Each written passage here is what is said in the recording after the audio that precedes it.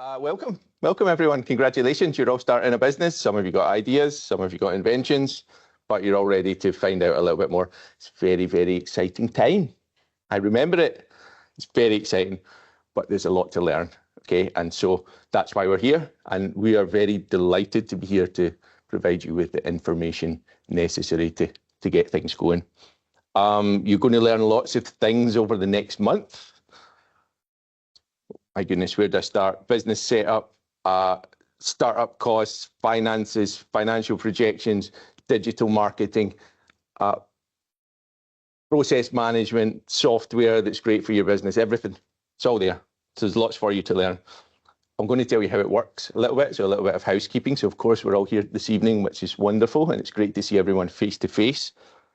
I know that it can be difficult to make it to every session because we've got 2 every week. So everything's also online, and you'll be emailed on the morning of each day where there's a session with a link to join online as well. In addition to everything being online and face-to-face, there's also this lovely page which you were sent a link to today. So startupseptember.com.au/course-content. Now on here, a couple of days, it's normally about 48 hours after each session, we'll post a video of the session up here. So you can come back to it, you can look at it in your own time, you can go through it. It's all good. So by all means take notes, but it's still going to be available for you later. In addition to the videos, there are like 1 million downloads for you. And I'm hoping this is going to work. Maybe not. Let's try this. Oh, that worked. Sweet.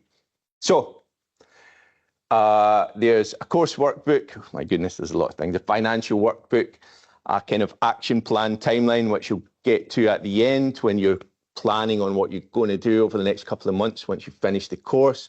It's a lean canvas, which the wonderful Grant is going to talk to you about later today. And then there's some business plans to help you.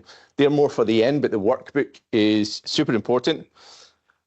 The workbook doesn't follow word for word what we talk about in the sessions. However, for each session, there are some key questions that will help you make some decisions about your business. So the workbook goes through each of those key questions in those sections. There's also lots of links in there. So tonight, for example, we're going to talk about market research. The market research section, there are links to lots of external organizations, external information sources that you can just click on and go right there to help you. Okay, so it's full of lots of lovely stuff. So please download that, and it will help you as you work through the program. Ultimately, what we want to get you to is to take you from idea stage, or help you get an idea, to having a kind of action plan at the end. And if you follow through that workbook, it will help you get to that stage. So ultimately, as you answer the questions through the magic of digital technology, at the end, it will automatically fill out an action plan for you. So it will tell you what you're going to do next. Okay, so really cool thing. Jump on there, download it, follow the link on your email, and you'll be jamming.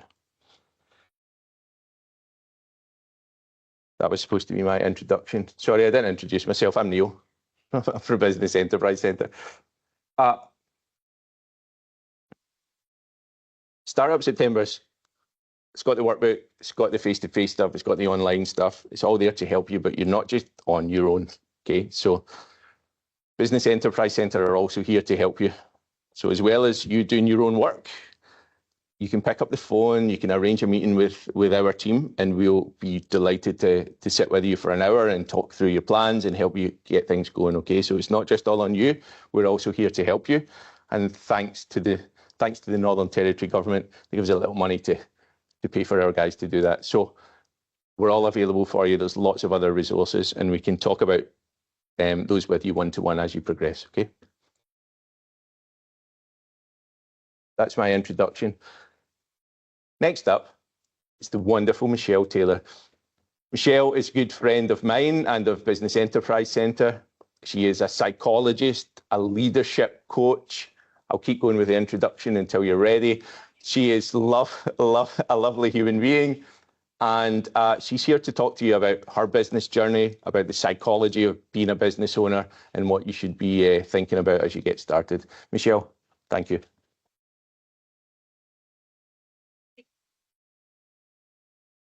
in a business, you need to have proof that you've done the damn thing.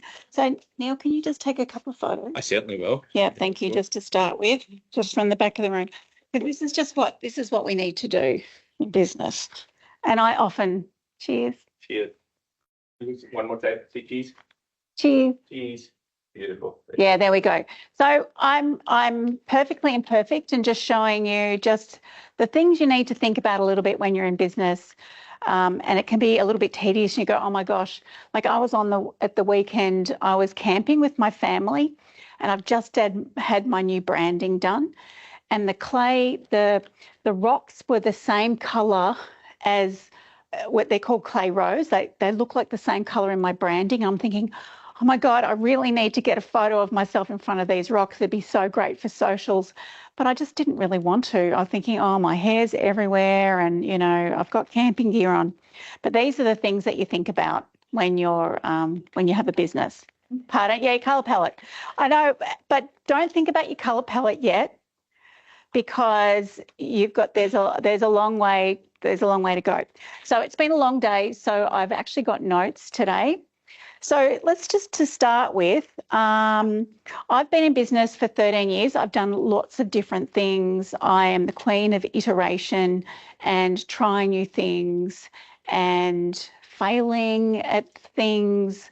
And I was just saying to Neil, I'm just learning now to fail really fast. This isn't how I wanted to start, but anyway, we've gone there. So who's a people person in the room? Awesome. All right, I want you to turn to the person next to you and say, I'm a people person, I'm going to do really, really well in business. Turn to the person next to you.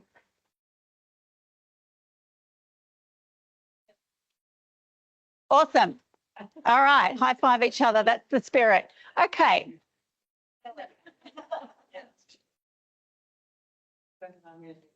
Yay, well done. Okay, we're not leaving the systems. Who's the systems detail person? Come on, it must be the rest of you. Oh, you as well. Okay. All right. I want you to say to the person next to you, I'm a systems detail person and I'm going to do really well in business. Do it. You can do it.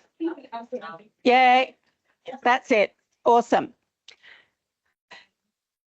So in business, you have to be really multi-skilled. And even if you're a people person, which I'm a people person, not very systems orientated and details orientated, terrible. Okay. If you see any of my LinkedIn posts, I've got typos. I often do them without my glasses on and I go, oh crap, I really should have looked at that. But you do need to develop, both sides of your brain in business. So I think to start with, if you're a people person, you have to get that you're doing business with other people. You're not doing business with Google. You're not doing business with the Google HR department. You're doing business with a real person who is at the end of that email, who thinks that they're not good enough just like you, who's got a teenager that won't talk to them. They're just people. So when you're in business, think about everybody that you're doing business with is just like you. They're just a person. And when you're doing that, so when you're having conversations with other people in business, think about talking with them rather than to them. It's what we do when we're having a sales conversation. It's a real conversation with a real person and we talk with them. We ask good questions. I've said this, so I've been starting Startup September for 3 years now. And I think I've said this every time. When you're face-to-face with other entrepreneurs, don't slime them, meaning don't think everybody's your client, because they're not. So when you're talking to other entrepreneurs, get curious. I know that you're really excited about your thing and your gizmo, but think about when you're talking to other entrepreneurs or anybody in the community, that they're just another person just like that, and just get curious to start with, because people buy from people and they don't buy from pushy people.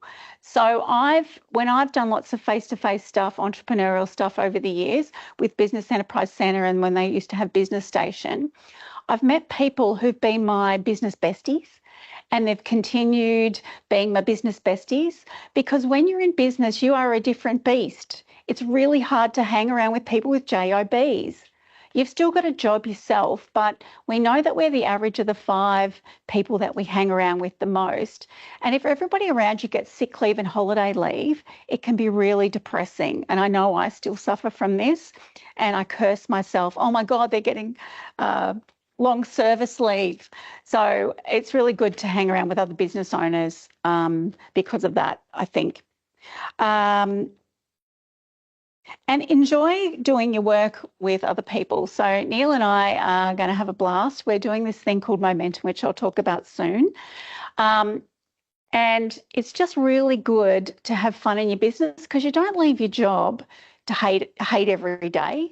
You leave your job because you know that you can do something differently and you can probably do it better, but you can really enjoy yourself while you're doing it. So please make sure that you're really enjoying yourself along the way and hang out with good people. So the systems people, I haven't forgotten about you. So I'm just going to take you back a little while, actually probably about 13 years, when I was, as a psychologist, I was shifting out of getting a job into being out on my own as a psychologist. So I used to do some, you've probably heard of ESA or EASA. I was their senior trainer and psychologist there for many years, and I just wanted to get out on my own. So I was doing lots of training and facilitating with them. But I thought, no, okay, first step, let's go and be a psychologist, play psychologist somewhere else. So I connected with this mob called NT Medical Specialist. And what I didn't realise is that I didn't do my research, that they actually can't refer to a psychologist. You have to go from a GP, because specialists, they charge so much money for their time. It's not in their best interest to do a mental health care plan.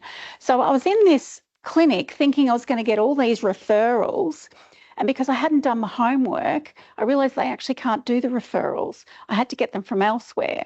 And then I made the next mistake, is I didn't go out and do the business development myself. I left it to the practice manager just to get a flyer, a photo of me, and a bit of a description of what I do. And that just didn't work. I just wasn't getting people coming through.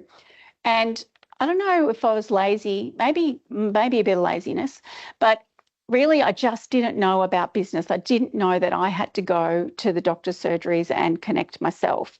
And so we call this business development.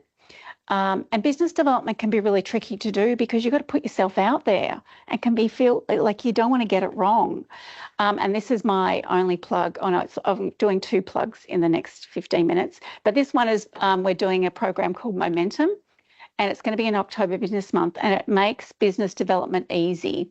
So we're partnering together. So it's going to be 2 weeks, and we're going to be helping you do it every day, where you're going to be in a little tribe of people who are going to help you rise, and we're going to fail fast, and we're going to build your business quickly. But anyway, don't need to remember that now. Just park that into your back of your mind. So let's get to systems. You have to have a system of getting your own clients. You can't just, Phil, who used to be the CEO, he was my coach, and he would tell me off. I'd get stuck in delivery, and I'd be doing delivery for 6 months, and I'd be banging it out, feeling like I'm killing it. And then it gets to the end of the 6 months, all my delivery's done, and I have no clients. It's a ghost land. So you have to continually do business development all the time. Some business coaches say an hour a day is really good practice for business development. I can't tell you, I'm not as great with systems. I'm getting better, but that probably is a good idea, because you have to start. Don't waste all your time to start with your logos and your brand and your website. Get out there, get clients, fail fast. I'm probably telling you something different to what they're going to tell you, but for my experience is you're not in business until you make money. You're not in business until you're giving value to somebody else. And how can you know you're giving value to somebody else unless you have conversations with real people who you're going to serve? So fail fast, my friends, fail fast. The next thing that I didn't do in terms of systems is I didn't have a client management system.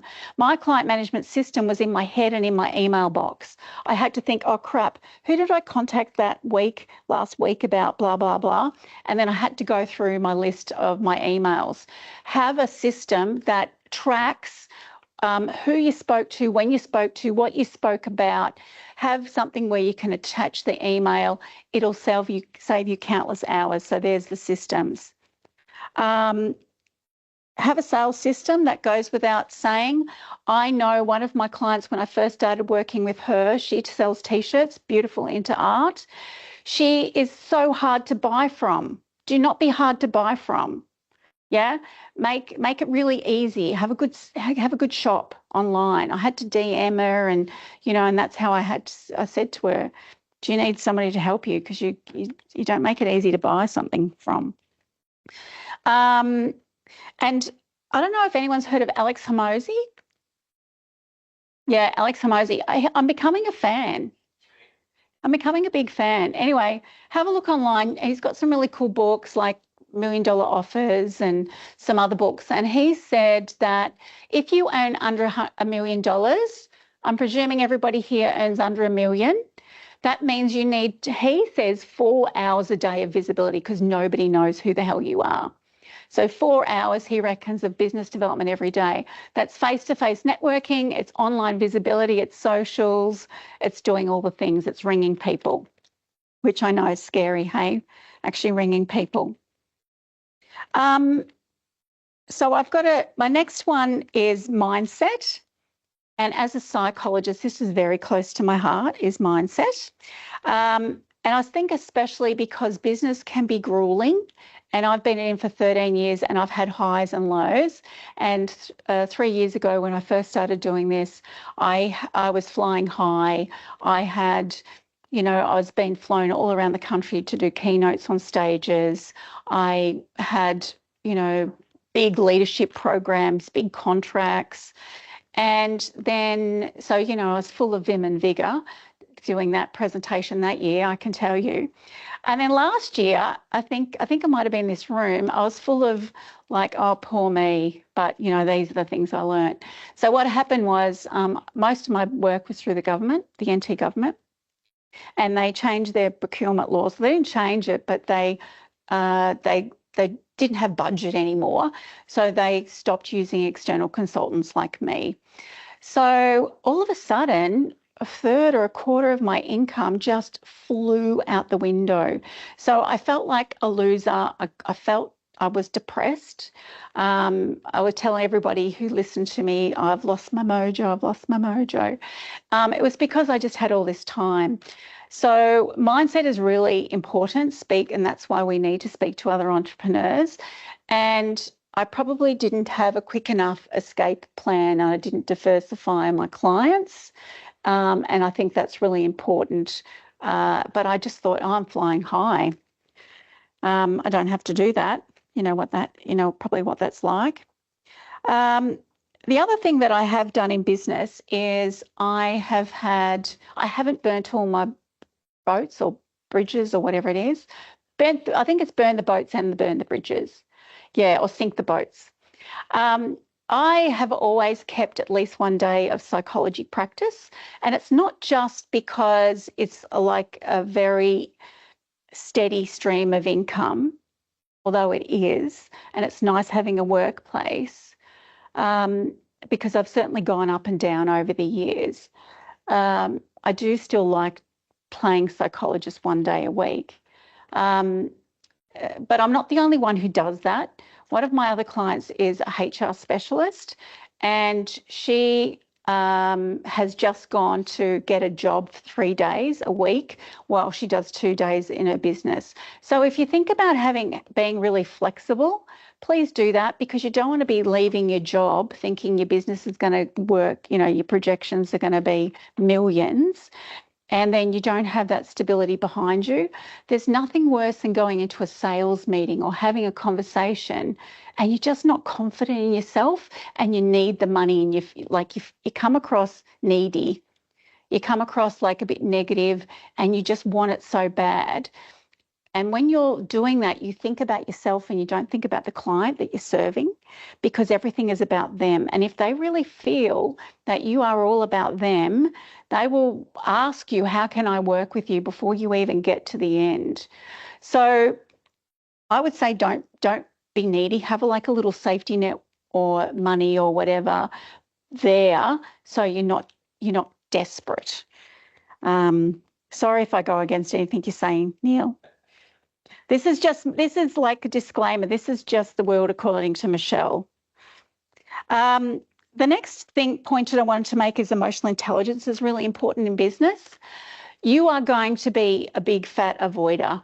You are going to avoid all the hard things. You're going to play with your logo and play with your colours. You're going to do some design stuff. Yeah? Am I speaking to the right? Yeah. Without doing all the hard work, which is talking to people and seeing, actually, is this going to fly? I was earning 6 figures before I had a website. LinkedIn was where I got my clients, and I even got a $50,000 client without a website. So you don't always need to go there first, unless you really do need to go there first. So knowing about how you can deal with avoiding, you have to know what that feels like. Am I avoiding right now? Am I avoiding the hard things? And have a system of mental mastery and emotional management to deal with that. There we go. When you're learning, come with an empty cup. Even though I've been in business for a while, and I know Beck has as well, I've seen you around, we're still learning. I'm going to be turning up. You're going to be seeing me in this room, and I'm going to be turning up online. I'm coming with an empty cup again because I'm rebranding and doing things differently. I need to listen with fresh ears, and I might hear something that I haven't learnt before. So please don't come with a closed, like a full cup when you're listening to this. There's going to be like jewels of wisdom that these people are going to be helping you with, and it could be making all the difference. Around learning, there's a thing, you have to be constantly learning in business. You have to have a way to reflect. So there's a guy called Dewey, and he was an educational expert, and he did an experiment, and he put people into 3 different groups. So the first group, and they all did a creative test. So the first group got told, you're going to be doing this same test tomorrow, so I want you to write down all the ways that you know that you can do better on the test tomorrow. The second group got told, actually, you just need to write a list for people who are going to be doing the test tomorrow. So I want you to write all the tips and tricks, whatever you learnt from that, from the test today, that you can pass on to other people so they do well. And the third group, who did the creative test, they didn't get told anything. They were the control group. So can we guess which groups did the best? First and second, actually, they were the same. So reflect. I didn't do this for years in my business. I did not have like a debriefing or a reflection process. I just did a launch, and it just fizzled. I had one person, so I had to do a little debrief. What the hell happened? Who saw this? What could I improve? And I made it better this time, and I've got 4 people in my new program. So that's what you need to do. You need to debrief, you need to learn, you need to fail fast, because time is money and you don't want to waste it, my loves. Your brain, this is the last point. Your brain is your greatest asset. I know I've got 2 more. Brain is your greatest asset, so you have to treat it really kindly. You have to make, like what I did today, I got a little bit frazzled. I thought, oh gosh, I've got so much to do. And so I went into the swimming pool, put my feet in the water, and got really present, did my breathing, because my brain, I don't know if you ever feel like this. Do you ever feel like your brain is sort of going like this? It's like, oh, I half finished this activity and then I half finished that activity, and you actually never complete anything. Your brain can't go deep on anything. It just goes shallow on lots of things. So managing yourself, your feelings, your emotions is really good, especially if you want to get creative with a new idea. Nobody ever got creative with an agenda item. like, you know, at a meeting. You got creative in the shower and when you're walking or when you're looking at the trees or, you know, brainstorming with somebody else. So think about the quality of your thinking, the quality of your energy and your mind for how you're going to do business. And I always manage myself before I have a session with anybody. I get clear. I make sure that I'm only with them. I'm not thinking about something else because people can pick that up. My last point is what got you here in your business, in your job will not get you success in your business. It just won't, because they're really different skills. You'll bring some of your skills with you, but you're always changing. I'm doing different things at the moment, so I'm learning different skills. So what got me here is not going to get me where I want to go. And so that's the greatest thing. So there's one client that I have at the moment. She is a bit of a bottleneck. She's working one-to-one with people and she needs to scale and she just can't see how to do it. She doesn't have the time to do it. So whatever she's doing now is not going to get her to the next stage in the business. And you're going to be having that as well. You'll get to a stage you'll level out with your time or doing whatever you're doing and wanting to scale, and whatever you did before, you're going to have to reinvent things. You might have to burn whatever you've done down just to build something new again. Yep, there's some really great books about that. Dr. Benjamin Hardy talks about it. Dan Sullivan talks about things like that, which is 10xing your thinking. So that's it for me, from my little speed Michelle business tips. Is there any questions from anybody?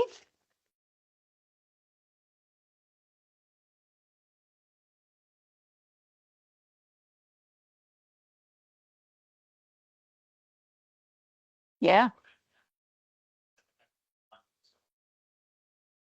What do you advise them to cross that bridge when they fail multiple times at the beginning without any successes?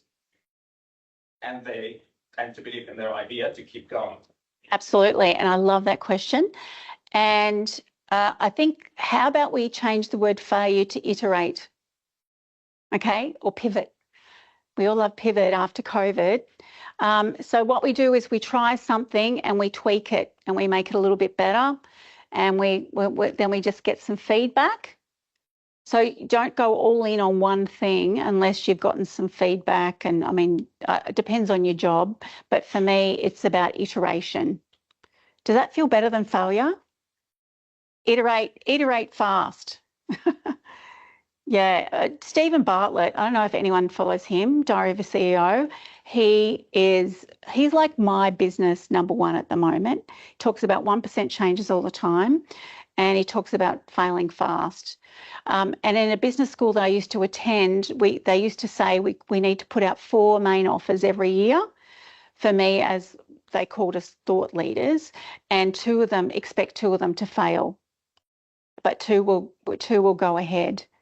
So you have to get the mindset of it's not the end of the world, and it's not personal. It's not about me if this idea doesn't take off.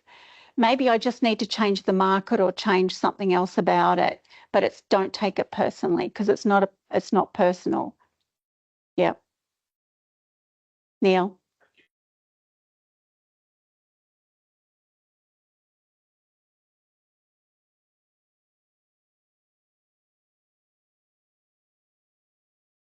Oh, yes. How can we prepare ourselves to get one of those advantages?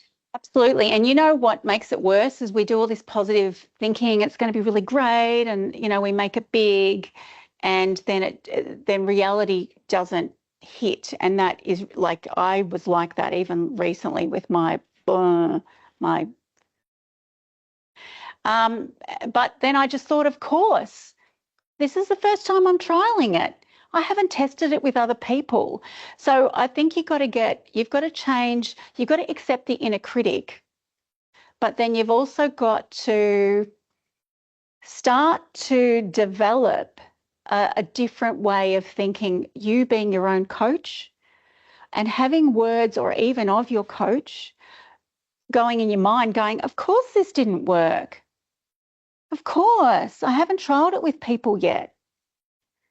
You know, and like you, I bet any money you're going to start your shop and you're going to have, I'm just going to say 5 different lines.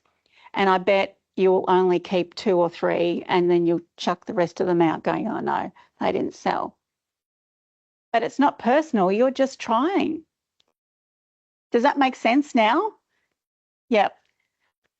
Does that answer your question, Neil, or did I go off on a tangent? Awesome. All right. Your own inner coach. That's what you got to develop. Thanks, guys.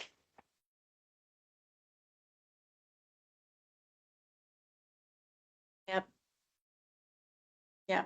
And if you want systems and business development and mindset help, my mentor.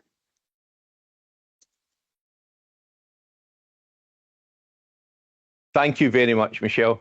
So much I could talk about from that, but I'm glad we kind of ended on that point. Like, as a new business owner, it's a roller coaster, man. Some days you're going to be like, yes, everything's amazing. And then the very next day, you're going to want to, I'm never doing this ever again. Like, it's absolutely the norm. And I'm so glad you brought up Alex Hormozi. It's one thing he says, and I'm going to butcher it. I can't put it as concisely as he does, but there are so many times you're going to want to quit. But those successful business owners are the ones who didn't quit. You can't be successful if you walk away from it. And there's going to be lots of times, like, it's normal. Like, especially if it's your first business, that you're doing something that's entirely new. It's not like you've been in the classroom and been taught for a year and you sit in an exam and you've learned all this stuff. Like, every single day is trial and error, and some things are going to work and some things aren't. And having that mindset and preparing yourself for that in advance and go, you know, sometimes things aren't going to work, but pick yourself up and try to have a lightness of being. It's going to help you a lot. Michelle knows that sometimes I don't have a lightness of being, and you know, it can be a bit dark sometimes, especially when you're putting all your business ownership is not just about your investment of money or time, it's your own personal drive. Like, it's your business, it's your baby. So it can take on too much. So try to treat it as lightly as possible. Anyway, this is definitely related. So we're going to talk about market research. I'm going to take a step back, actually. So tonight's session is called Will My Business Work? Number 1, there's another Will My Business Work on Thursday. Both of those things are about feasibility. So we talked about iterating fast, and these first 2 sessions are about that. We want to arm ourselves as much as possible with the tools that we can from the start to decide if, will this business work or won't it? So we get so many clients that come to us, they're 2 years in, they've sold their car, they've remortgaged their house, they're 100 grand in the hole, and they didn't do the fundamentals at the start, okay? And this is what these first 2 sessions are about. They're going to help you to we can never guarantee if your business is going to work or not, unfortunately, but they're going to provide you as much information as possible for you to make that initial decision. If you get through these first 2 sessions, and they're based on, do I have a market? Can I sell enough to make money? And do I have enough money to start this? If the answer's no to that, it's not a failure. You've learned fast. You've not cost yourself a remortgage. You've not cost yourself a lot of money. That's okay. You learn and you move on to the next business idea. You're here because you're entrepreneurs, so there's going to be another business idea. It's going to be another one. It's going to be a first one and a second one.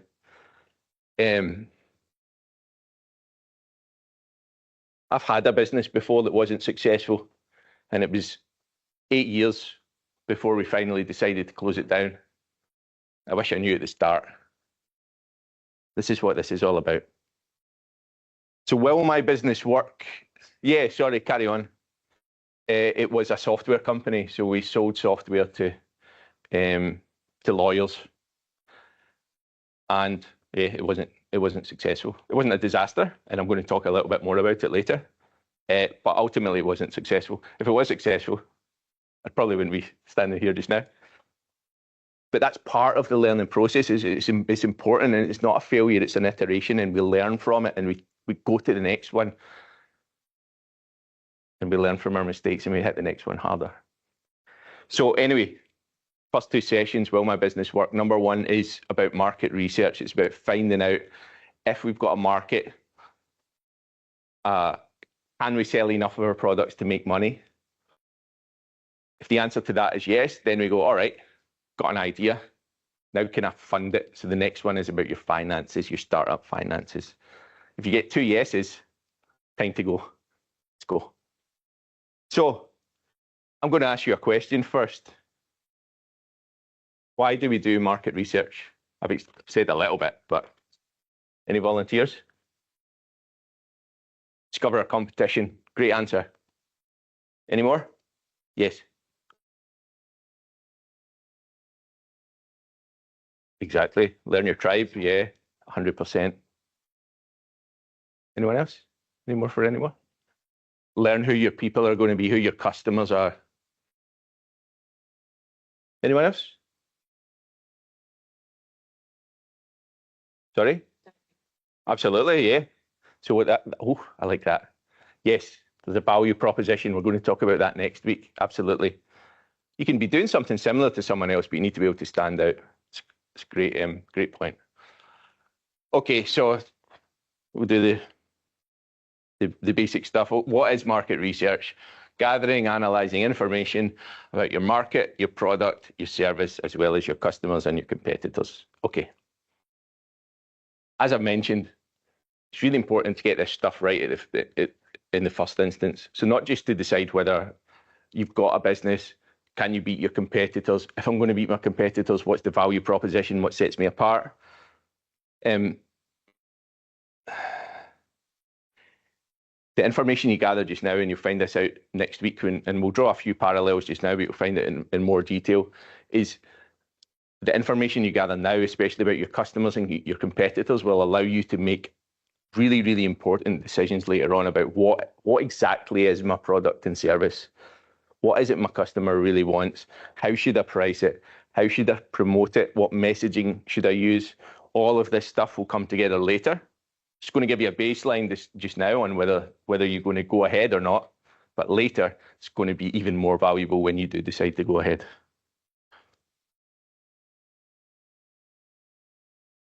All right, so we need to understand the industry and the market. I won't jump ahead on that. We need to understand the market as a whole. Is it growing? Is it shrinking? Like, what's actually happening here? We need to know who our target customer is. And again, I won't jump ahead.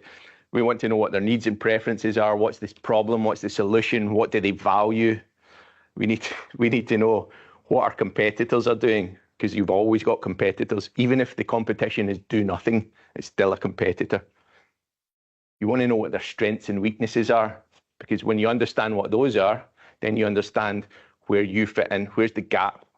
Okay, so all super important stuff to understand. All right, industry insights. You know, I used to kind of breeze over this part to a degree, but things are changing so much that I'm not going to this time. So we need to know the general stuff. Is the market growing? Is it shrinking?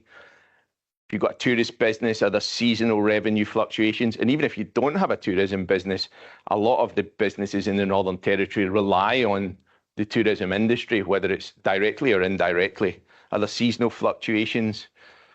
Are there skilled staffing issues? That's the biggest thing we hear from businesses right now. We can't get people. Can't get people. Are the regulations changing? Is the technology influencing not just how people buy, but the whole market? This is more. It's always important. But previously, that industry insight, I would have said, gives you that baseline understanding of what's going on. If you've got a massively shrinking market, okay, it's going to influence your decision making. However, right now, there's going to be so many changes coming with artificial intelligence over the next 1, 2, 3, 5 years especially, how's that going to impact your business? Like, what's going to change for people? Anyone got any ideas about how those things are going to impact your business? Yes.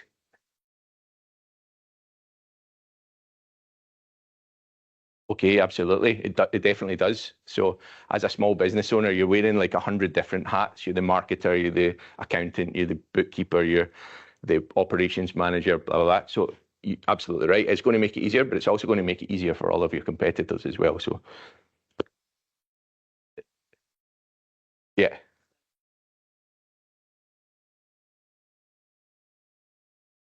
absolutely. Absolutely. Those basic principles still remain. You've got to have that point of difference. You've got to have that value proposition. Where do you find out all this information? Is you sorry? And online, yeah, exactly. Whereabouts? Google Trends, great starting point. Very good. Anyone else? Alibaba. No, that's good. Don't need to say sorry. Absolutely, Alibaba. Especially in what you're doing, you can see what those trends are. How would you find out the dollar value of your industry in Australia? ChatGPT. Get in there. Yeah, absolutely. ChatGPT. Can you trust the answer? Some of it, yeah. How do you know which ones to trust?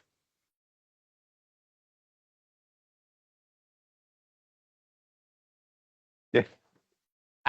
Compare all of the models. Yeah, yeah, all right. There's a few different ways. Okay, there's some nice places you can look. All right. So reliable information. You're right. ChatGPT is going to give you an answer, but we need to confirm that we've got realistic data there. So ABS is the Australian Bureau of Statistics. I don't know if anyone's ever been on the Australian Bureau of Statistics site. It's phenomenal. Industry reports. Where do you get industry reports from? Other businesses. You can go to, sorry, I better put an interjection here. There are links in your workbook for you to follow to go to all of these places and get all of the information. Get industry reports from industry associations. There's a link in your workbook. It will give you a list of all the industry associations. We'll be very happy to provide you with all the reports that they have on their the sites, or send them an email. Competitor websites, competitor market research companies like IBIS. Does anyone know IBIS? Yes, they've got very extensive, impressive reports, but they're also very, very expensive. However, you can get some decent information from them. Oh, I'm going to jump ahead. So this comes from IBIS World. So whatever your industry is, you can jump in, put in your industry, and it's going to give you some data up front. It's not going to be in depth if you don't have $2,000 or whatever it is, $3,000. However, you can get some good information from places like that. If your business is only based in the Northern Territory, whenever you see these figures for Australia, take 1% of that and it will tell you the Northern Territory market. Anyway, workbook, links, it'll take you to all of these places for information. That's for industry insights. I think I've jumped ahead here. I'm a little bit confused with where I am, but all right, we'll go back to the other one. Oh, there we go. It's also my favorite, primary research. What's primary research? Direct, do it yourself, man. Pull your boots on, tie them up, and go to your competitors and see what they're doing. Ask your competitors' customers, ask potential customers. Has anyone done any market research? Any primary? Okay, tell me what you've done so far. Nice.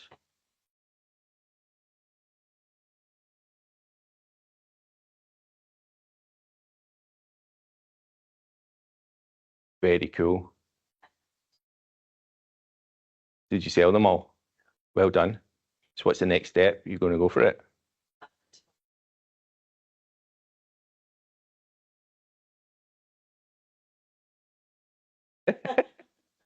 Brilliant. Market testing, though. That's the best way. I can take a prototype, you kind of sell it. Don't even necessarily have to actually build the prototype itself. You could have a mock-up made. You could set up a website. You could just run some Google ads for a product that doesn't exist yet and see how much traffic you get and how much expressions of interest you get. Brilliant.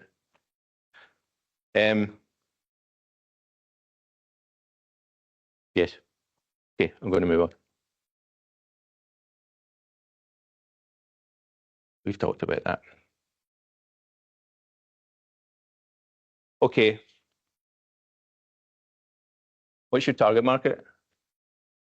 Yeah. Women. Any women. Young, old. Adult women. Okay. Okay. How much do they earn?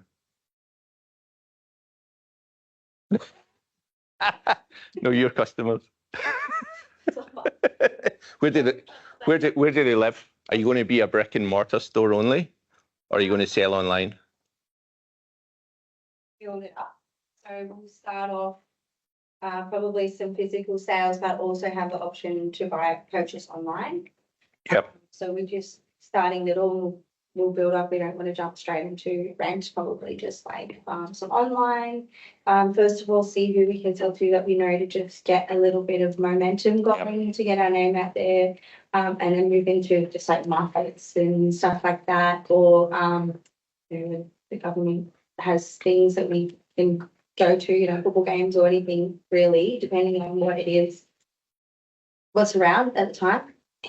And then we would like to eventually have a storefront. Yeah. But probably we're not looking at immediately at like the luxury retail market. Do you have an ideal customer in mind?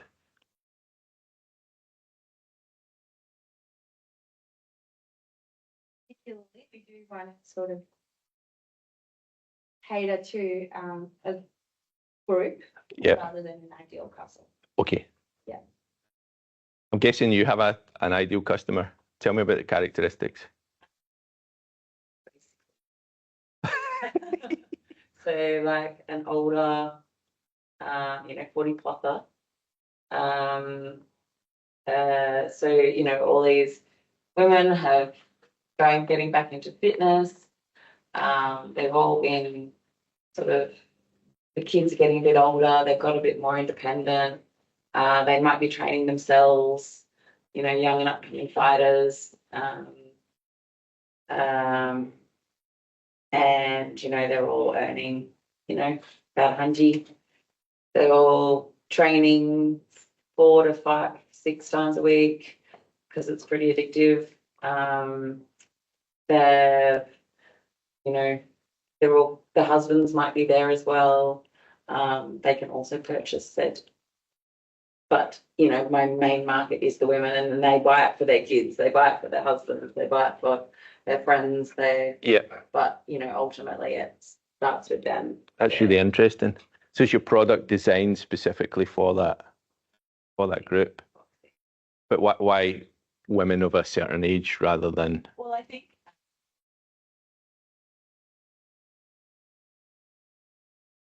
Yep. 20,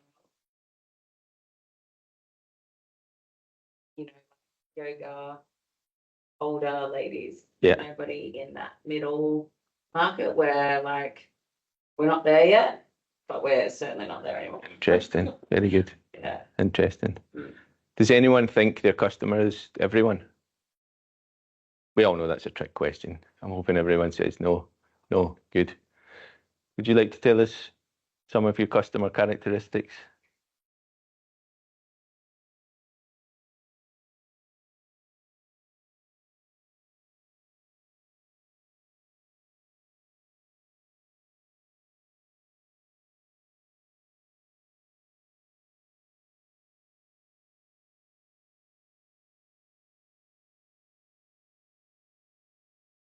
Then what those needs are. Yeah, absolutely.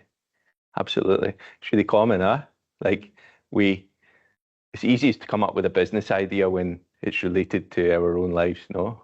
It's like, I don't know, authors, they say write about your own experiences, but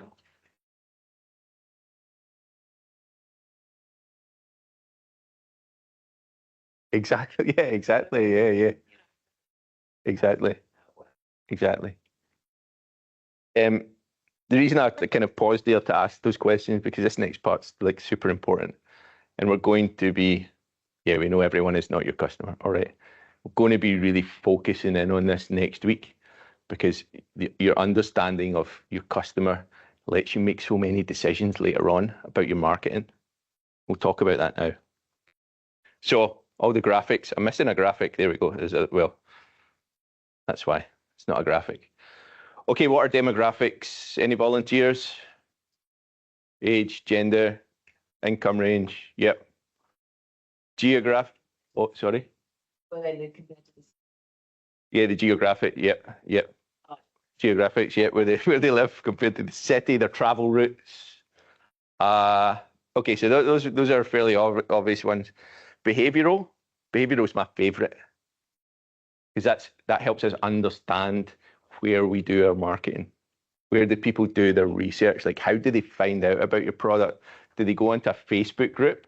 Do they meet people after the training session and can get word of mouth? Like, where do people find out about your product? Where do they do their research?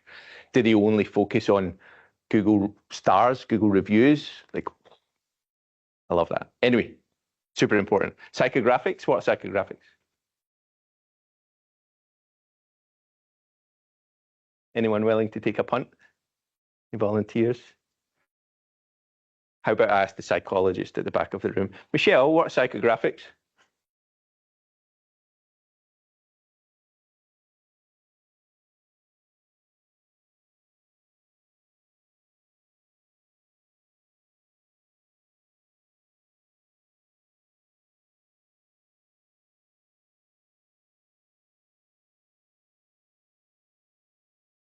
Absolutely, yeah.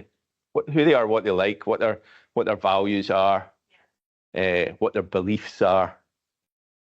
And it's also, I also love this. I love this too, but I'm no psychologist. I won't jump ahead. I'll come back to psychographics. I'll tell you about why I love them so much.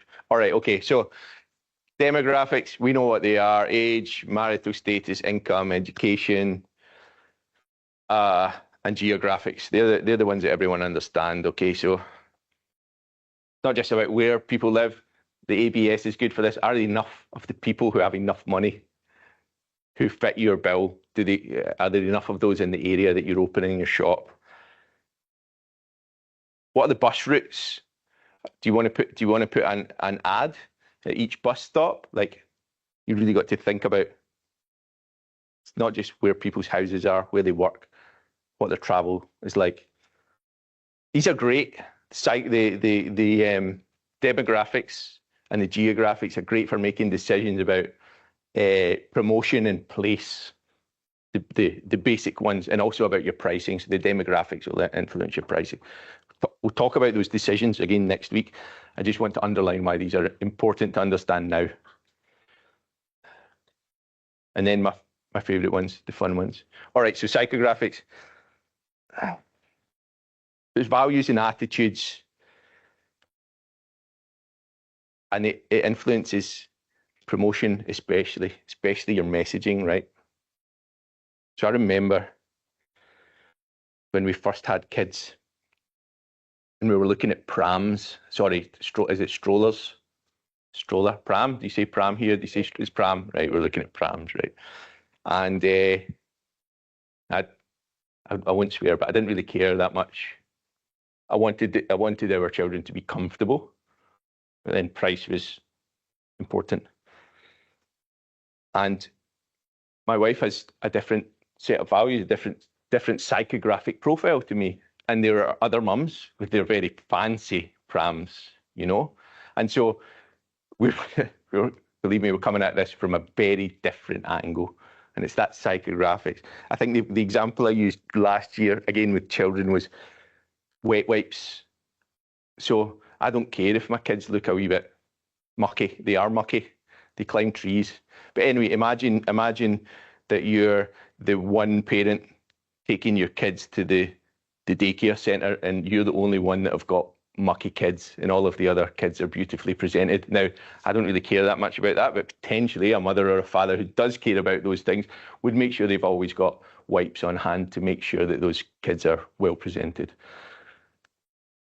What goes on in people's head affects your messaging, your promotion. It's difficult to find out this stuff, to get really deep into it. And I'm sure Michelle might come back one day and help us. However, being able to understand that about your customer, great information. And then behavioural. Okay, another one of my favourites. And it's not even up there. Where is it? There. For me, this is my most important one. Like, where does your tribe talk to each other? How do they get that information? You need to be there. And it's not just, again, this is market research. I'm so excited about it. I get so excited about this that I start trying to talk about it now rather than next week. But anyway, you need to be where your tribe are and you need to be saying the right things. So understanding where people do their research and making sure that you're there again and again and again, time and again, to hit those triggers. That's where you want to be. We'll talk about that more next week. Anyway, super important, all of this stuff. How are you going to do your research? We touched on this before. This understanding your customer. It's going to be primary and the main. Okay, so you need to be talking to people. You need to be doing interviews. Some people get a little bit scared of like going up and talking to people. This is your business. Don't be scared. Go on and do it. You're not Mozzie. I've worked for companies before when I was at university, and it was like cold calling, and there's nothing worse than trying to talk to people for someone else's business, but this is your business. So it should be easy. Go and catch people coming out of your competitors, talk to them, find people online, find out what they like. Okay. Well, we've talked about why market research is so important for your business. This is all about A, is this business going to work? And B, the decisions that I'm going to make my product, my promotion, my pricing, and my place successful. The four P's of marketing, which I will hound you about next week. Anyway, 42% of startups failed because there was no market need for their product or service, and that's what I was talking about earlier on. There's people that come to us after 2 years, and I'll just reiterate, so that previous business that I had that wasn't super successful, I reckon about 20% of that, and again, I won't use failure, that iteration. 20% of the reason we weren't successful is because kind of effed up at the start with the market research. Our plan was to have a software system that already existed, more or less. We were going to copy it, but do something really similar. But for the bottom end of the market, for lawyers with only 1 or 2 partners, they were very expensive systems. They were very extensive. We made something much more simple, and we took them into smaller operators. But our market research was a lot of the one-on-one stuff that we did was with lawyers that we already knew. Please don't make that mistake. People who know you tell you what you want to hear. And so it ended up after the first year, we weren't getting a lot of sales, and we had to pivot, and we had to go into the different part of the market where people were interested in those types of systems. But all of a sudden, we were up against that big competition that had millions of bucks behind them, So get this right in the first place. All right, competitor analysis. Again, get your boots on.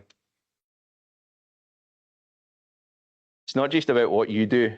You need to understand what other people do well and what they're not doing well. So your value proposition, your point of difference.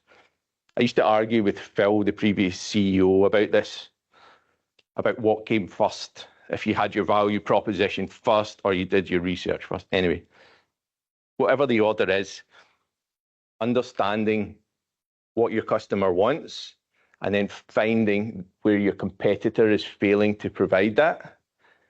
That's where you set your value proposition. That's your point of difference, and it's going to make you stand out from everyone else. If you've got, want to buy a telly, sorry, a TV, a Scottish coming out. If you want to buy a TV, you can go to JB Hi-Fi, you can go to Harvey Norman, you can go wherever. What makes them stand out? Why do you go to one and not the other? It's difficult to pinpoint that with those because they're all so similar. But you can, as a small business owner, do something really different and really well. Again, I'm not going to give you the value proposition things for next week. But anyway, make sure you know where your competitors' strengths and weaknesses are, because when you understand the weakness, that's where you can win. You can take that on. What are the strengths? What are their weaknesses? How does your pricing compare?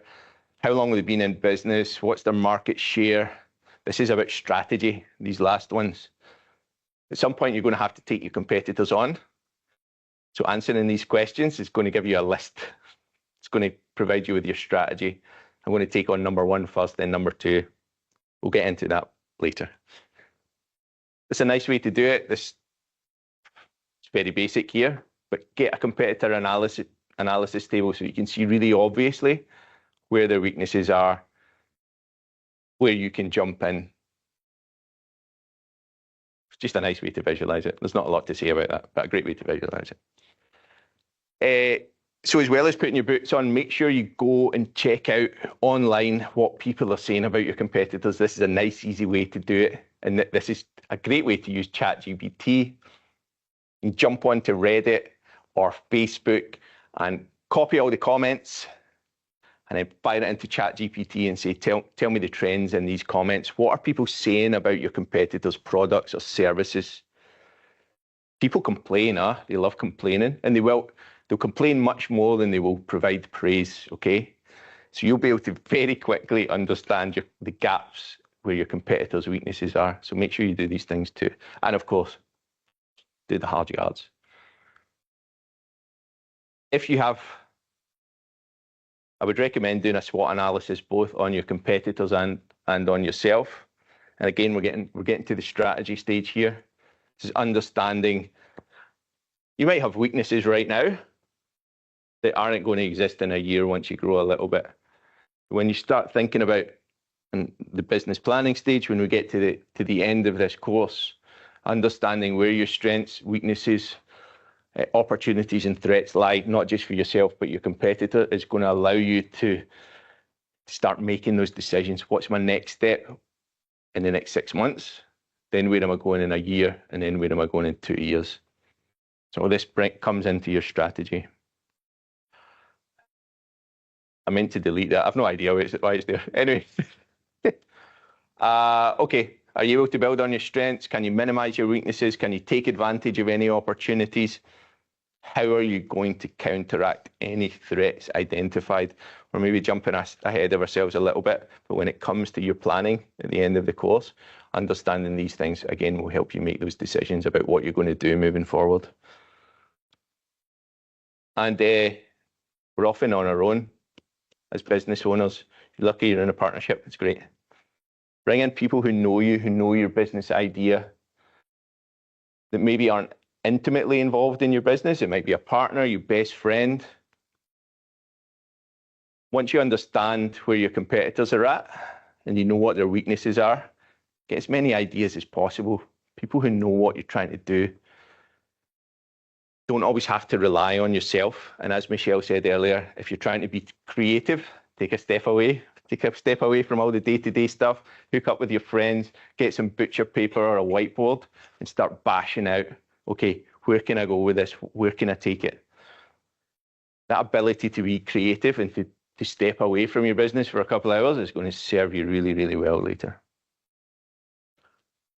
And I believe that's me. Your next man, looking very relaxed there. Your next man is Grant. Thank you. Grant's going to talk to you about the Lean Canvas, which is like a little business plan on a page, isn't it? And a great point for you to start as you're thinking about your business. Absolutely. Plan on the page for sure. Grant's my wonderful colleague, a very experienced business mentor, and he is our man in Central Australia. I'll leave you in his capable hands. Just tell me before you run, because you know how digital savvy I am. Across, up, down, Down. Sweet. That's all I need to know. Thanks.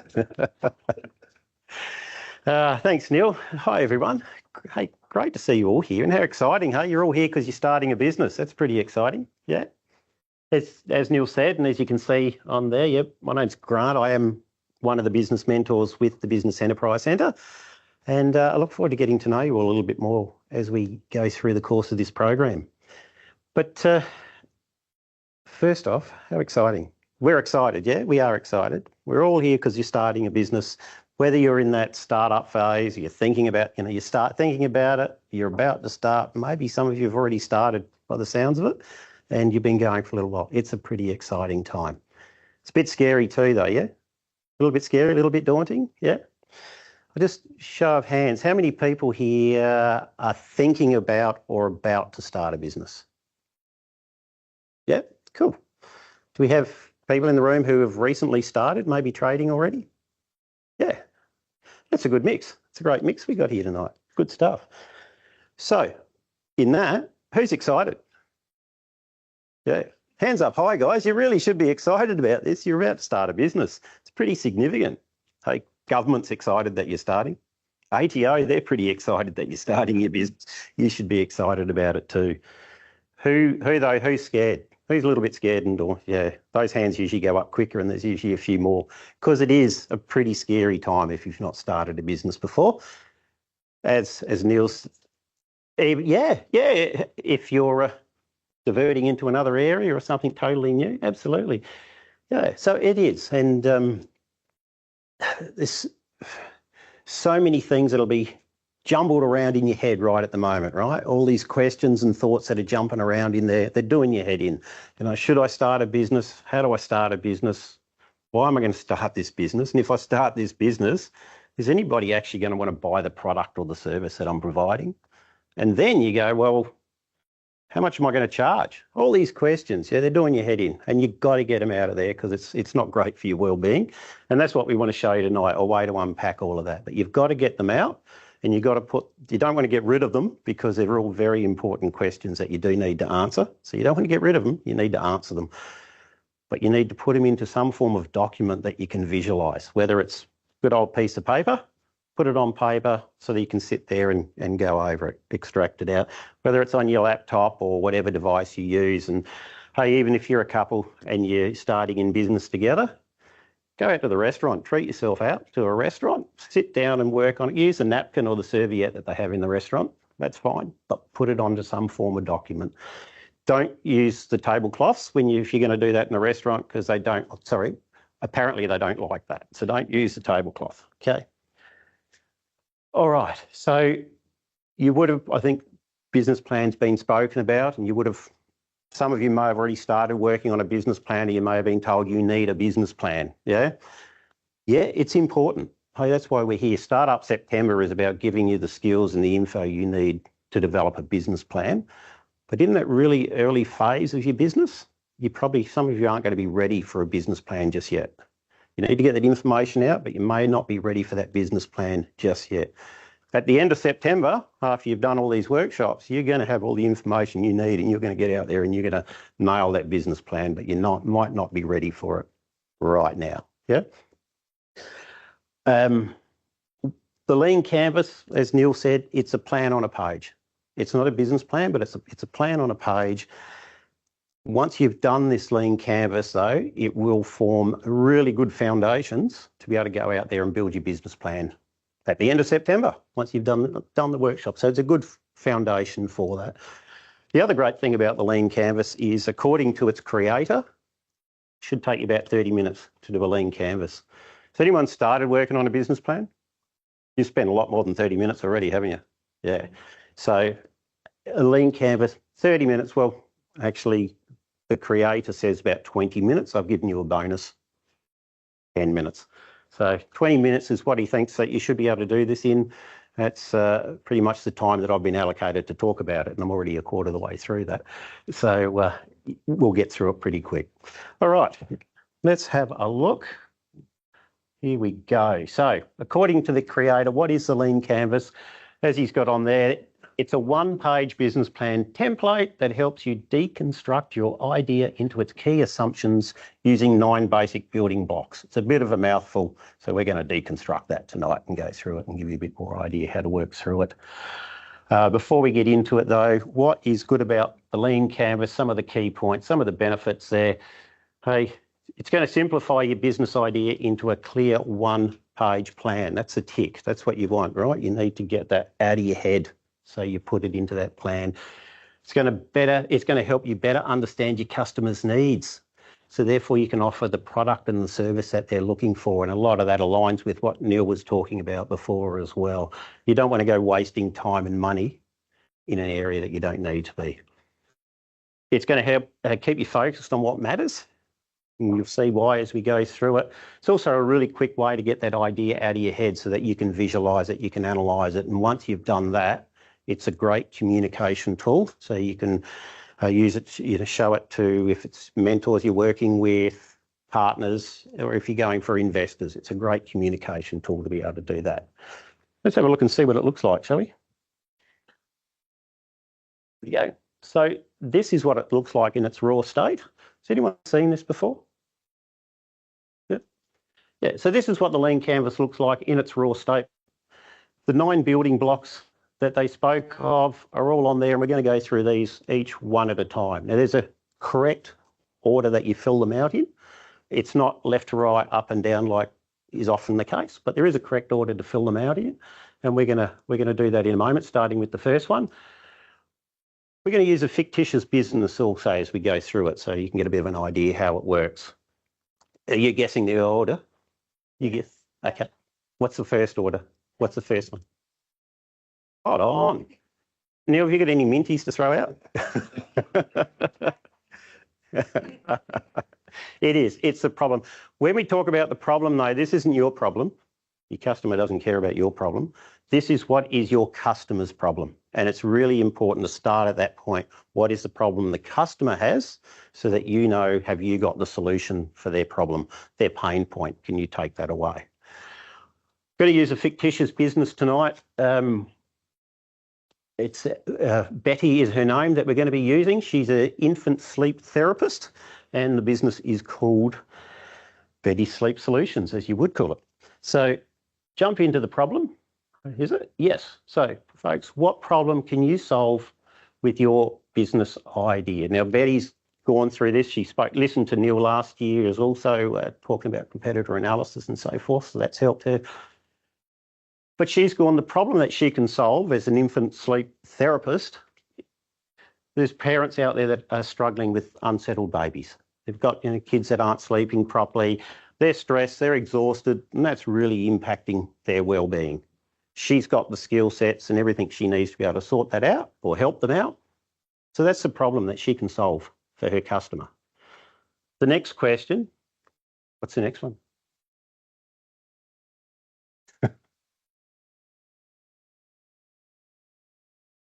It's not actually. The next one we jump into is the customer segment. So she knows what she can do to solve the problem, but who's got the problem? Who's got that problem? And please don't tell me that everybody's your customer, because it's not the case. I'm definitely not her customer. My girls are in their 30s now, so I'm definitely not her customer. Neil's youngest is approaching 5, so probably not her customer either. So everybody's not your customer. And Betty's gone and done this, and she's got, well, new parents, especially with babies under 12 months old, predominantly going to be her target market that she's going to be reaching out to, or parents that have got toddlers that have ongoing sleep issues and so forth. So she's said, here's the problem, hey, and here's the customer segment, the target market that I'm going to be going after. I won't ask you for the next one. That's all right. I'll let you off the hook. Once she's done that, and Neil spoke about it, what's her value proposition? So why, and she's a new person, out in business, why is somebody going to buy from her as opposed to her competitor? So what's the value proposition? And that's something, Neil, next week you said, didn't you? Yeah, sweet. So she's had a bit of a think about this, and she's using evidence-based strategies, and her competitors aren't, apparently. So she's got evidence-based strategies. It's a very personalised, gentle sleep solution process, and she's got more experience and expertise over her competitors at the moment. So that's the value propositions that that Betty's come up with. Now we jump into the solution. So she's gone, here's the problem. Here's who I'm targeting with that problem. This is why they're going to come to me, why they're going to come to me for it, but what's the solutions that I have for them? And she's providing one-on-one sleep consultations. One-on-one. I prefer that one-on-one. I much prefer one-on-one consultations than standing in a room full of everybody here tonight. But she's doing one-on-one sleep consults. Customised plan is another way she's going through with this, and there's that ongoing support. So that's her solution to solving the problems of her customers. Can you all see how this is all working through? And you're probably all in your heads going through, I hope you are, relating this to your own business and so forth. All right, then after all that, she knows, she's got all this information now, the problem she's solving, who she's doing it for, how she's going to sell her product to the people, to her customers, what she's going to do for them, how's she going to reach them? Channels, marketing, next week, the week after. Next week. Yeah.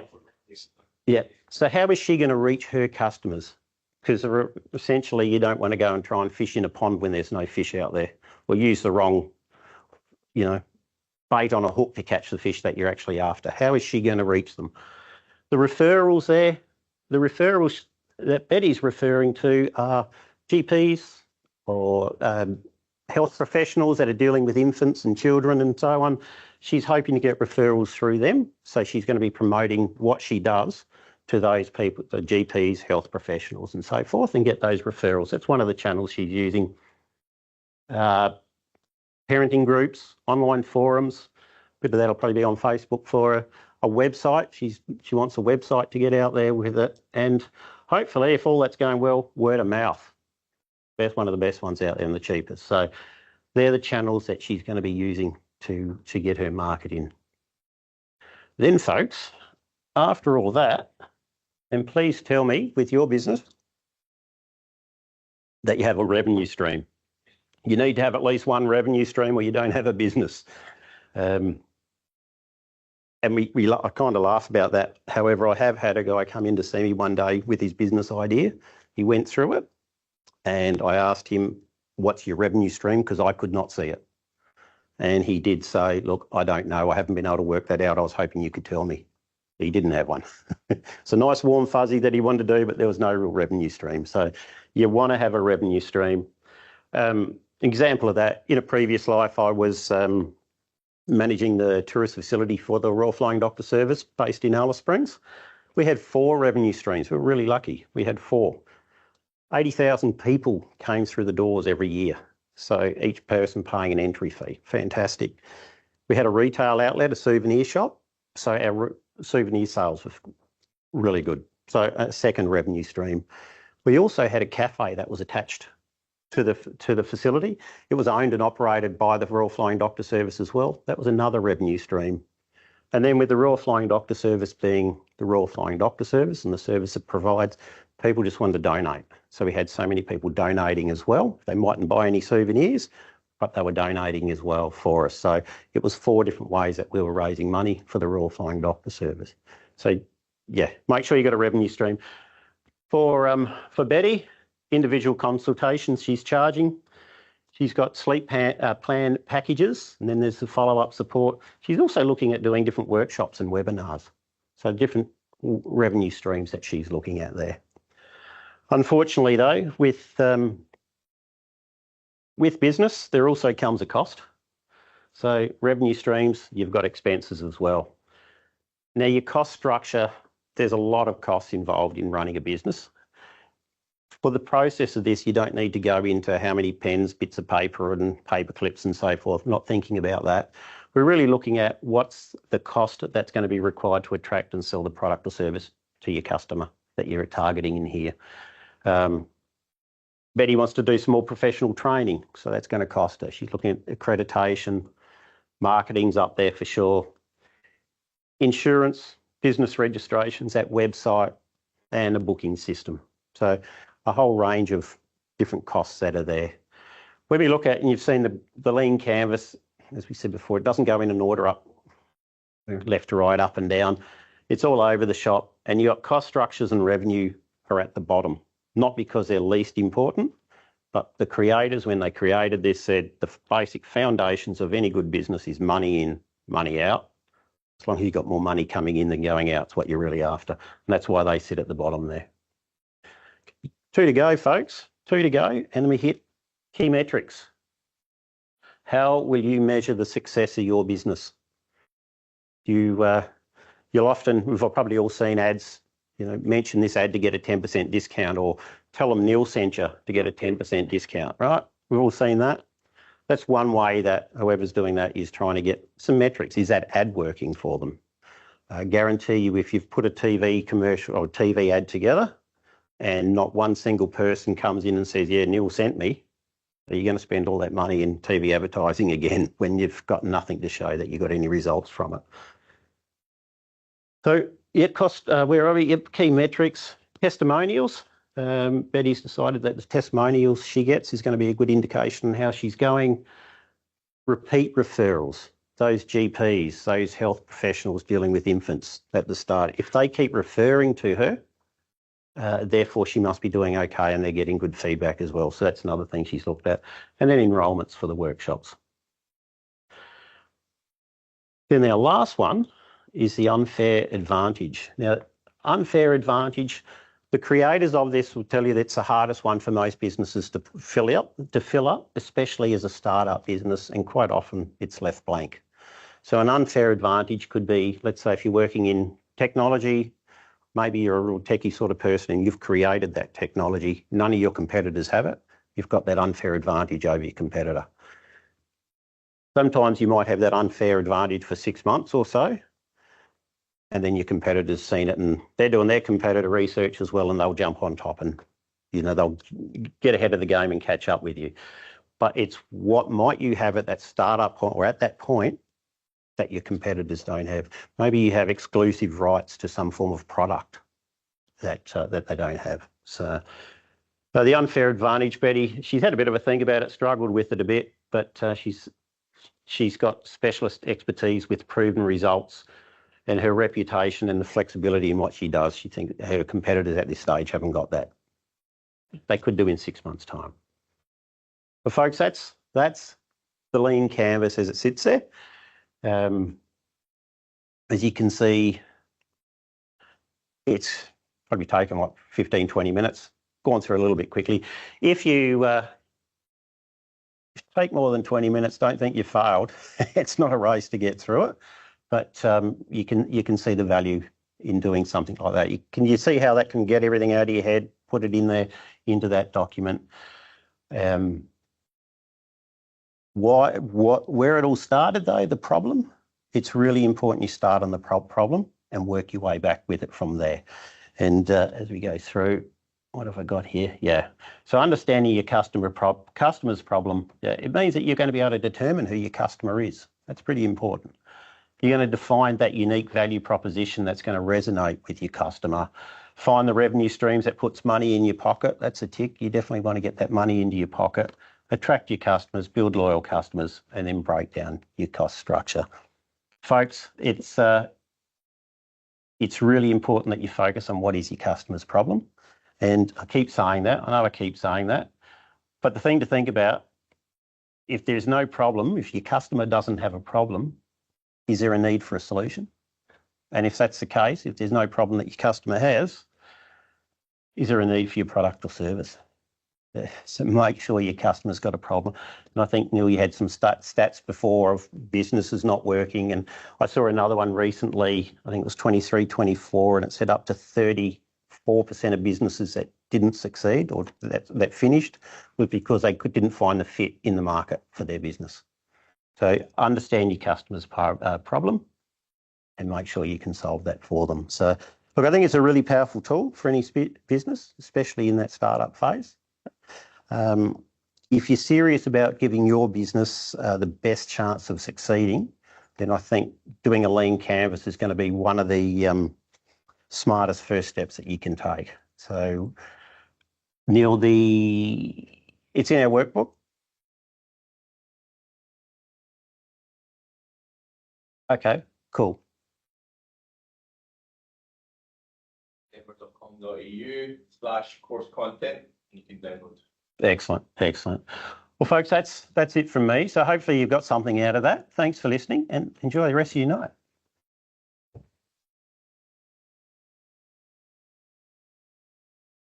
Thank you very much, Grant.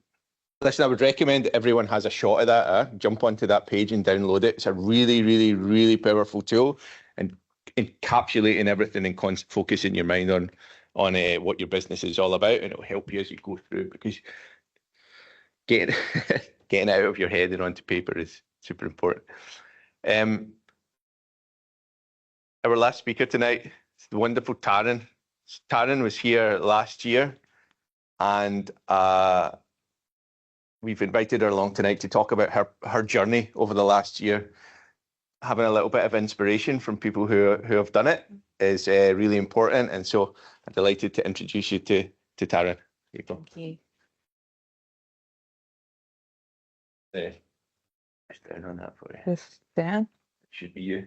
Awesome. Thank you. Thanks so much for having me, and thank you for those who've already shared.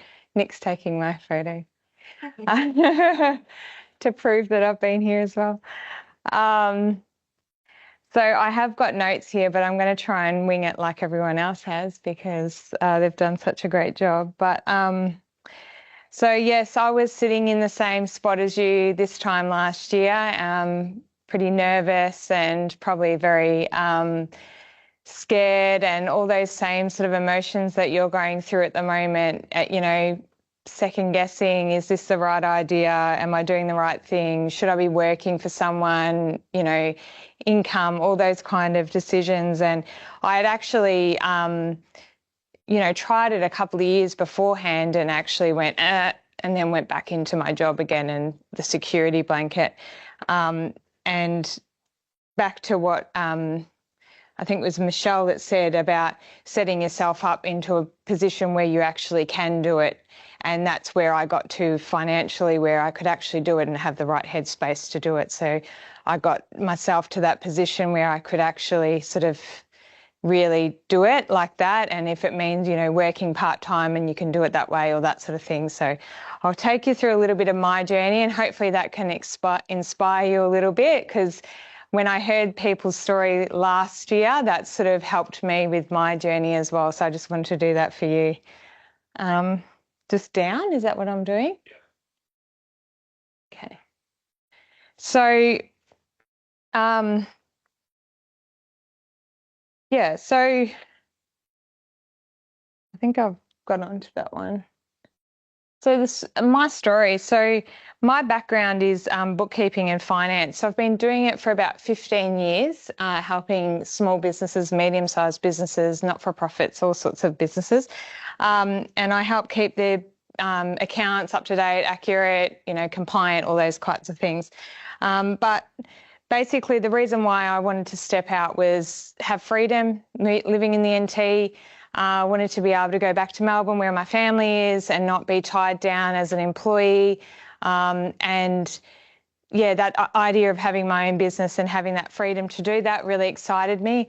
And I also wanted to be able to have an impact on more businesses, because working in one business, I really was excited by like seeing the impact I can have in changing systems and improving and basically getting myself out of a role, really, because I was, you know, changing things which actually reduced my time in that role. So I wanted to be able to do that for more businesses. So yeah, I took that step, and and that's basically where I am today. So I think it's really important that I wanted to sort of, you know, push on the point that it's really important that when you're going through this journey, especially in this first year, to always like think back to this why did you actually do this? Why have you made this decision of stepping out into this business and not being an employee, and always revisit that, because there will be times like what Michelle was saying where you'll make this mistake and you'll be like, oh, why did I do this again? Oh, actually, it was because I wanted that freedom, or it was because I wanted more money, or whatever it is. So whatever that why is, if it's, you know, I wanted to be with my family more, use that as the fuel whenever you're getting those, like making those mistakes and whatever it is. So, yeah. One of the big impacts that's had an impact on my success story this year was I invested in coaching for myself. So I'm actually a swimmer, and I used that kind of as an analogy sort of in my own self when we moved here to Darwin 4 years ago. I've always loved swimming, but it's so cold in Melbourne. And when I was here, I was like, this is the perfect place to take up swimming again. And I joined the Darwin Masters, and I saw so much improvement in my swimming. I had a squad, I had a coach, and I was just progressing so much because I had this consistent team around me and a coach. And when I started out in the business 12 months ago, I thought, well, why wouldn't I get a coach in my business? Why wouldn't I invest in something that's going to make me be the best version of me, just like I was making myself the best version of me in the pool? And it's like that with everything. Like if you're seeing AFL footballers, they've always got the best coaches. If you're seeing a marathon runner, they're going to have a coach. So that's where I went with my journey in my business, is I invested in myself in that regards. And some lessons that I've learnt this year was something that Michelle touched on a lot was progress over perfection. Like, you may not believe this, but I've actually changed my business name already in 1 year. So it's been a nightmare, you know, everything. My website I've had to update. Everything that you can think of that you've put your business name on, I've had to go and actually change. And that's like frustrating, but at the same time, if I had have waited until my business name was perfect, like I'd still be sitting here today, like going, is that the perfect business name? And no, it was rubbish. It was like, you know, but at the same time, like you just got to move, and you can change that later. Like it doesn't matter. And so just move, just keep moving, and you keep rolling with it. And obviously being a bookkeeper, you know, your foundations are really important. And I'm a system-driven person. So, you know, having those foundations correct from the beginning, and I suppose that's probably why this year's been so important for me, is because I've been working in businesses where systems and everything aren't in place, and that's what frustrates me.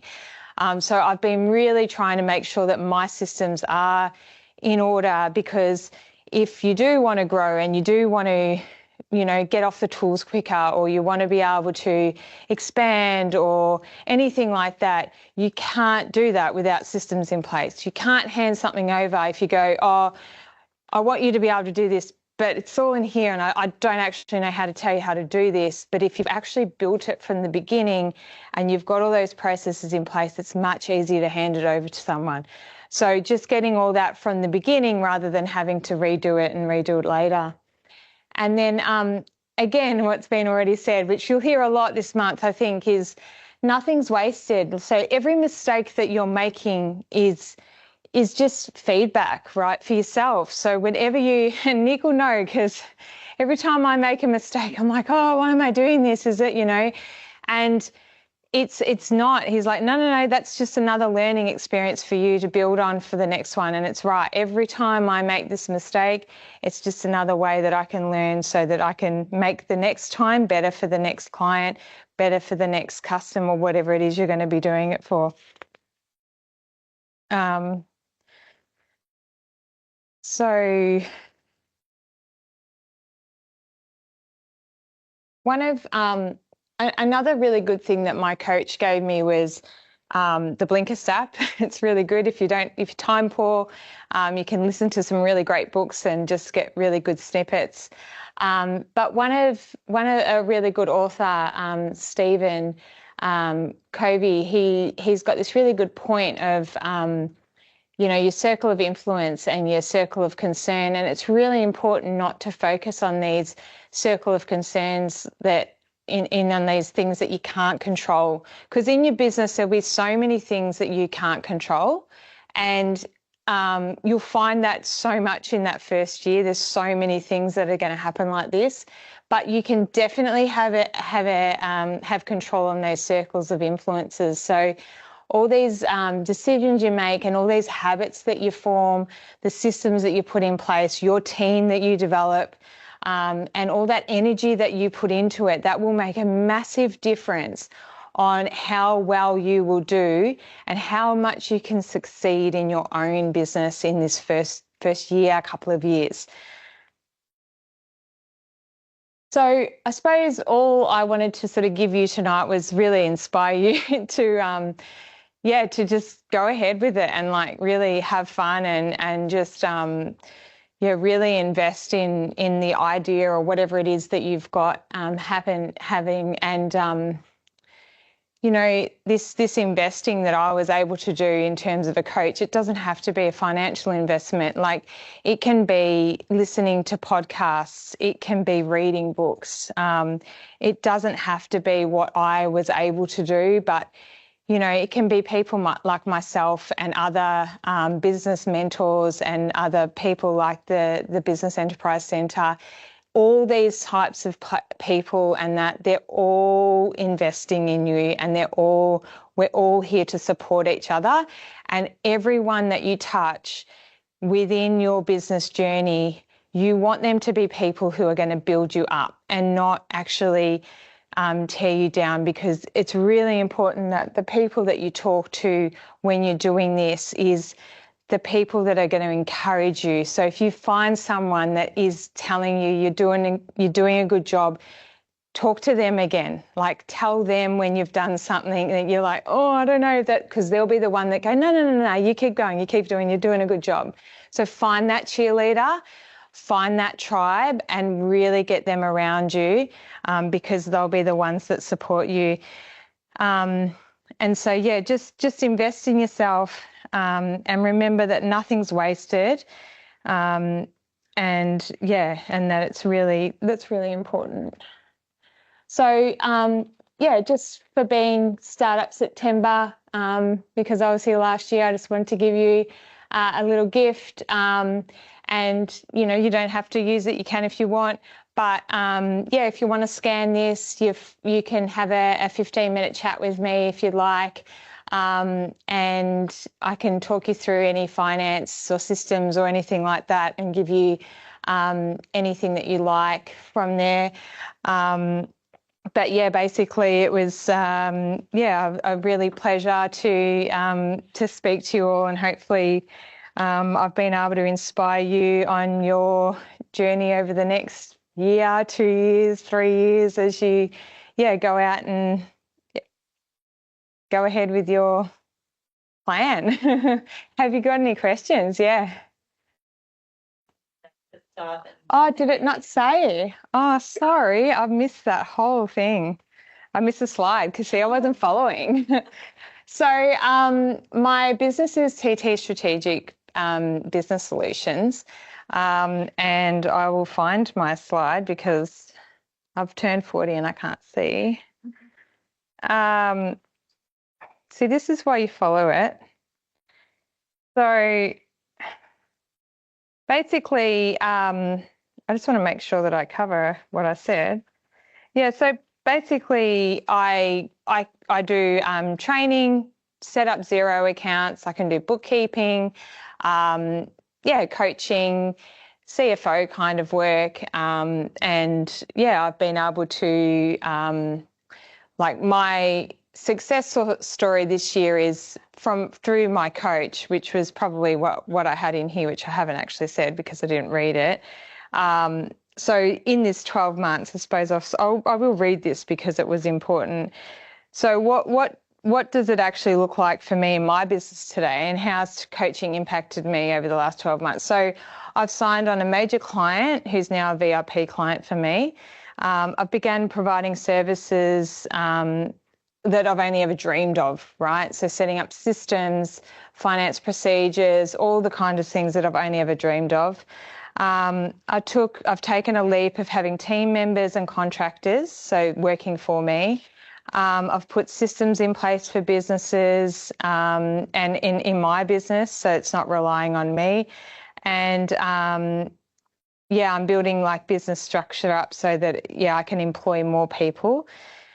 And I mean, most importantly, like I suppose I look back on what I've done this year and like I've sent proposals off that I would never, ever have sent had I not had the people around me to actually support me in these kinds of things. So if I look back at some of the things that I've done and I go, oh, I definitely wouldn't have backed myself on that. And I think it's really important that sometimes you will challenge decisions on yourself and you've just got to like, just go ahead. And I think that's where Michelle was like touching on, if you come across as if you're desperate, then they're going to be like, nah, that she just really wants. But if you come across like you're really confident and you definitely want what it is that you want, then you're going to be successful in whatever you do because, yeah, that's basically what I'm doing at the moment, is trying to help as many. I found my niche is not-for-profits, I think, because I'm very community focused. I have a passion for that kind of thing. And so, yeah, I'm thinking I'm niching into that area, to be honest. So, yeah. Any other questions? No? Great. Was it like Taryn's bookkeeping or something to start? So Oh, my first. So it was TT's bookkeeping solutions, right? And so I was like, yeah, but I don't want to be a bookkeeper. Like I want to offer it, but I don't want people to just think that I'm a bookkeeper because, one, some people don't even know what a bookkeeper is. But I want to offer a whole suite of solutions. So I didn't want to just put that bookkeeping in and push myself into that corner. So that was where I sort of went, no, actually, I want to open that sort of right up. So yeah, that's where I moved. So yeah, thanks for asking that. I didn't think of that. Thank you.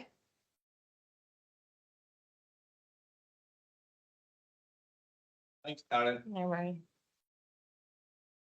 So hopefully some of you guys will be up here talking to next year.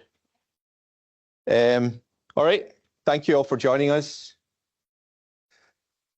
Next session's on Thursday. It's the part 2 of your business work. Will your business work? If you got a yes from today and you got a yes from then it's time to crack on and make some money and start your business. We're going to be looking at business structures, startup costs, how to be profitable, how to set your prices, which is always difficult. The lovely Ali Dirani from Samaf Accountants will be joining us. He is amazing. You have to come along to that. Thank you all for being here. Make sure you jump on the website and download all those bits and pieces, and we'll see you on Thursday. Have a lovely evening. Cheers.